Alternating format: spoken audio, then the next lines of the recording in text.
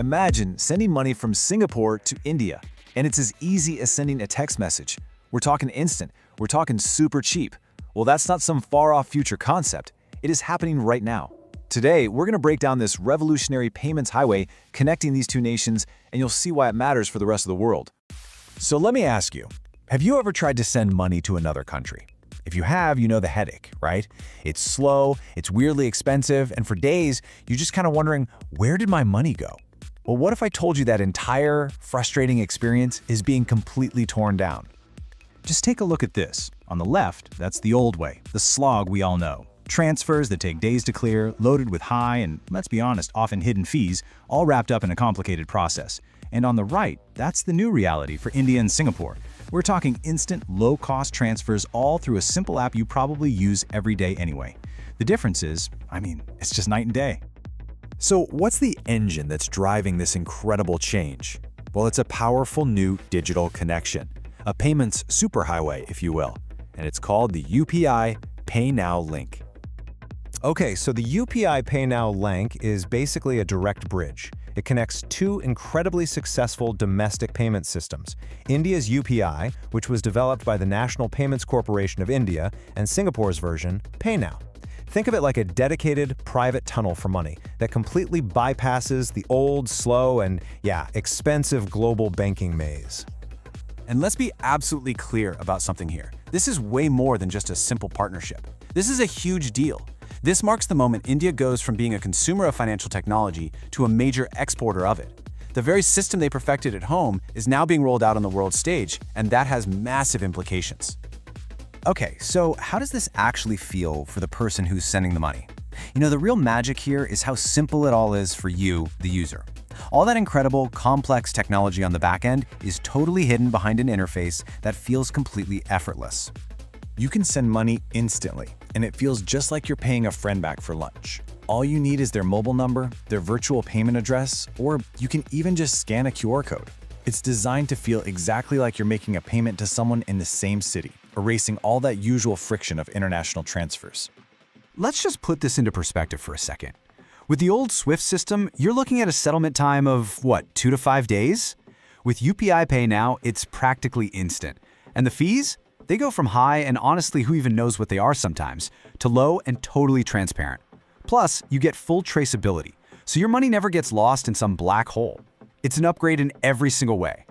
So the tech is cool for sure, but who does this actually help? Who are the real winners here? This is where we see the tangible, real-world impact that this has on both people and businesses. For India's small and medium-sized businesses, this is a total game changer. Imagine you're an artisan in Jaipur, and you just sold a big shipment to a shop in Singapore. Instead of waiting and checking your bank account for days, maybe even weeks, boom, that money is in your account almost instantly.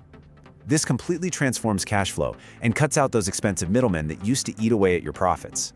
And the impact on individuals is just as huge. Think about the millions of migrant workers sending their hard-earned money back home to their families. Now, they get lightning-fast transfers with total transparency. The exchange rate is shown right up front, and they finally get to avoid those predatory high fees that have been eating away at remittances for decades. This is, it's life-changing for so many people. Now, let's zoom out for a second. Because, really, this isn't just a story about India and Singapore. What we're actually witnessing here is the blueprint for a completely new way to build the world's financial plumbing. And this quote right here, it just hits the nail on the head. India is no longer just a market for fintech. It's becoming a global provider of payments infrastructure. This fundamentally changes the whole dynamic of international finance, and it challenges the systems that have been dominant for decades. So what is this new model? Well, you can think of it as the stitched-together strategy. It's a pretty brilliant three-step process. First, a country builds and perfects a fantastic domestic system, like UPI. Once it's stable and everybody's using it at home, you start connecting or stitching it directly to another country's system, one by one. And here's why that is so smart. Instead of trying to build some massive new global system from the ground up, which, let's be honest, is a total regulatory and technical nightmare, this bilateral model allows you to just create direct links. It's so much faster and way easier to get two countries to agree on the rules. So this is clearly just the beginning. What's next on the roadmap for taking UPI global? Well, the playbook is out there now for everyone to see. After perfecting UPI at home, the live integration with Singapore is the big proof of concept. The next phase is all about replicating this success across other key corridors. Countries in Southeast Asia, the Middle East, and parts of Africa are already in talks. And with each new stitch in this global quilt, the entire network just gets stronger and more valuable.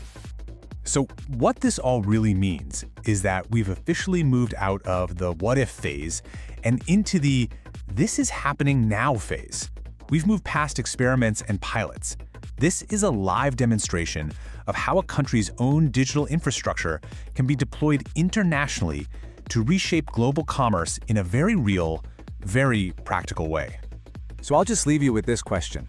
If any two countries can stitch their payment systems together this easily, creating this whole new web of instant, low-cost corridors, do we really even need the old, centralized financial systems that have dominated for the last century?